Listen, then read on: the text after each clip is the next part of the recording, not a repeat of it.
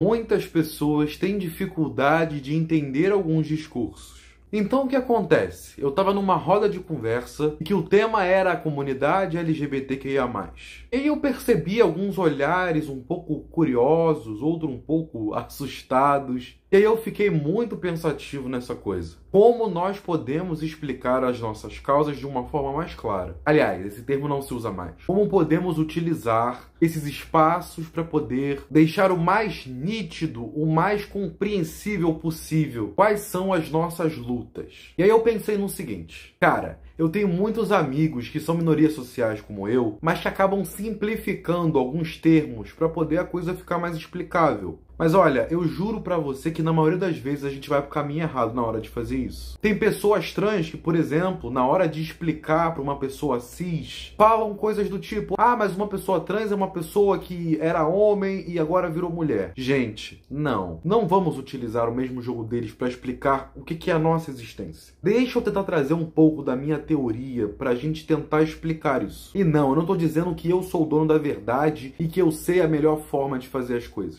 Eu só tô teorizando sobre o que eu acho. Vamos lá então. Primeiro a gente tem que entender os papéis sociais. O papel social de uma mulher é estar submissa. E qual é o papel de um homem? O homem é essa figura que deve ser forte e turrona, tem a mínima possibilidade de ser frágil. Porque ser frágil é coisa de mulher. E esses foram os papéis que foram obrigatoriamente colocados na nossa goela. E eles se modificaram, sabe? Os papéis de gênero, eles eram uma coisa num século, depois em outro. Mas estamos falando aqui do século XXI. Não tô sendo universalista, tá? Isso é papo para outro vídeo. Mas é o seguinte, partindo desses papéis de gênero, eu quero que você imagine o seguinte. Uma pessoa cresceu designada a seguir certos papéis de gênero. E aí, do nada, ela diz que não é isso. Eu não nasci para ser isso. Ou seja, uma pessoa trans é uma pessoa que diz o seguinte: olha só, eu não vou me colocar diante desses papéis. E quando eu falo de pessoas trans, estou falando de pessoas não binárias, pessoas binárias. Estou falando de vários guarda-chuvas aqui, mas eu vou generalizar. Então, por exemplo, o homem trans é o cara que vira para a sociedade e diz o seguinte: olha só, esses papéis aqui que foram colocados para mim de subserviência, de estar abaixo, de estar inferior, eu não quero eles para mim. A mulher trans é a pessoa que vira para a sociedade e diz: esses papéis que foram me limitados desde a infância não são para mim. E é assim que se cria uma crise dentro da sociedade. Não entra na cabeça de muita gente como é que uma pessoa que foi designada desde o nascimento pode estar querendo exercer outros papéis, ou até não exercer papel nenhum. Porque a realidade é que, por exemplo, se você olhar, sei lá, grupos emancipatórios, se você olhar o feminismo, por exemplo, existem diversos grupos feministas que lutam pelo fim desses papéis de gênero. Então existem duas questões. Existem as questões das minorias sociais, no caso. Minoria social não é em número, minoria social é social. Se quiser eu faço vídeo explicando. Mas enfim. E existe uma segunda questão que é o conflito de classes. E aí a gente vai para o senhorito Carlito Marx. E aí a gente precisa entender que esses dois conflitos aqui, eles estão intimamente interligados.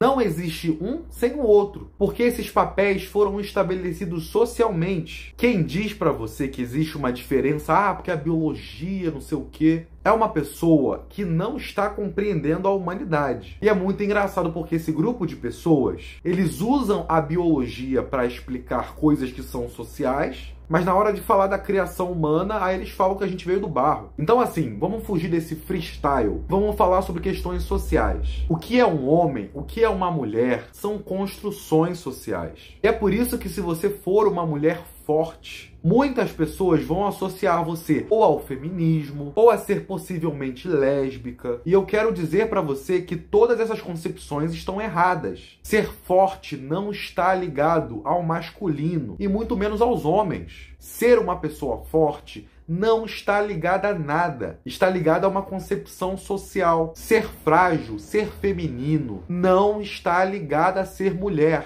Uma pessoa que não se identifica nem com masculino nem com feminino pode ser feminina e pode ser frágil. Um homem pode ser feminino e pode ser frágil. A ideia de você tirar a fragilidade de um homem ou de qualquer pessoa é fazer com que você seja um agente de opressão. Se você diz socialmente que o homem não chora, você irá reprimi-lo. Você vai criar o famoso incel, que é um cara que introjetou essa ideia em si, se frustrou com a realidade, porque é impossível um homem não chorar, e por ser essa criatura frustrada, aonde a gente vai depositar mais facilmente esse ódio todo? No preconceito. E não, eu não estou dizendo que todo preconceito vem disso, mas muito dessas demonstrações de força, eu sou macho mesmo, toda essa adoração fascista que foi criada, ela vem justamente disso. E aí eles nos acusam, querendo dizer que a gente quer acabar com a masculinidade, com a feminilidade, que a gente quer acabar, sei lá, com a família tradicional brasileira, blá, blá, blá, blá. Sabe essas mentiras? Mas a real é que a gente está justamente explicitando uma crítica para que as pessoas sejam finalmente livres para ser o que elas querem ser. Você pode ser masculino, você pode ser feminino, você pode ser o que você quiser. O importante é você ser uma pessoa boa. O importante é você não aceitar qualquer coisa porque disseram para você aceitar. O mundo não é preto no branco. E um outro fator quando a gente fala de preto no branco é isso também. Esse mesmo paralelo que eu tracei entre você ser cis e você ser trans, os papéis de gênero entre o forte e o fraco. É a mesma coisa com a negritude, por exemplo. Como assim você é uma pessoa negra e você quer estar num espaço que é de pessoa branca? São brigas sociais. A gente está falando sobre classe. Portanto, tanto a briga de uma pessoa trans deve estar unida com a briga de uma pessoa negra, com a briga de uma pessoa indígena. Toda pauta antirracista deve estar aliada a uma pauta feminista. E toda pauta feminista deve estar aliada a uma pauta classista. E todas essas pautas se dialogam, conversam. E todas essas pautas